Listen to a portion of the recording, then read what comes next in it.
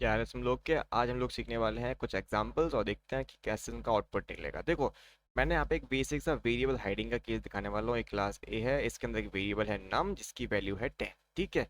And मैंने class B बनाई और उसको इनहेरिट करवा दिया क्लास ए से। एंड इसके अंदर एक वेरिएबल बना दिया नाम इक्वल्स टू 100। तो एक सिंपल सा वेरिएबल हाइडिंग का केस है, कोई बहुत बड़ी बात नहीं, हम सभी ने पढ़ा हुआ है। अब मैं मेन क्लास में गया, वहाँ पे मैंने बी का एक ऑब्जेक्ट बनाया और उसके अंदर बी डॉट नम एक्सेस करा। हमको पता है कि जब हम ये करते हैं तो हमें ऑब्वियसली जो ऑब्जेक्ट का जो एक्चुअल वेरिएबल है वो डोमिनेट करता है, राइट। ठीक है। इसको हमने रन किया और हमें 100 प्रिंट हो गया। बहुत सिंपल केस है, ठीक है। बट एक अगले एग्जांपल पे चलते हैं। यहाँ पर अब मैंने एक छोटा सा डिफरेंस कर दिया, बस छोटा सा, कि यहाँ पे मैंने बी की जगह मैंने ए कर दिया है, यानी पेरेंट का रेफरेंस लगा दिया है।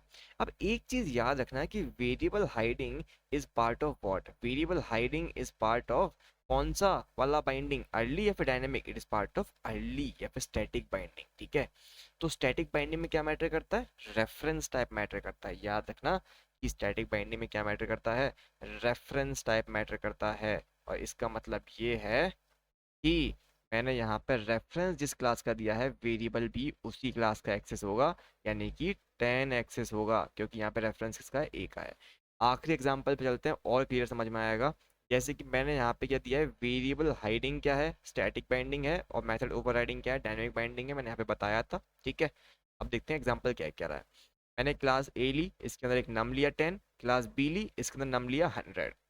अब मैंने क्या किया, यहाँ पे एक वॉइड शो बना दिया और मैं चाहता हूँ कि ये मेथड जो है इसको ओवरराइड कर दे इसकी चाइल्ड क्लास। तो चाइल्ड क्लास ने ओवरराइड कर दिया, ठीक है।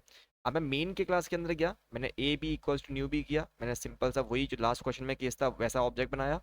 मैंने बी डॉट नम को एक्सेस करने की कोशिश करी, क्योंकि वेरिएबल हाइडिंग रेफरेंस पे मैटर करता है, तो क्लास ए का रेफरेंस था, तो ऑब्वियस सी बात है कि 10 ही प्रिंट होगा, है ना। जब मैं बी डॉट नम को एक्सेस करूंगा तो बहुत सिंपल चीज़ है भैया, अभी अभी देखा था। पर जब मैं बी डॉट शो करूंगा तो ये शो मेथड जो है ये क्या दे ढूंढ रहा है, ये नम ढूंढ रहा है। अब ये नम कौन सा वाला लेगा, क्योंकि भैया रेफरेंस टाइप तो ए का है, तो ये 10 लेना चाहिए, राइट।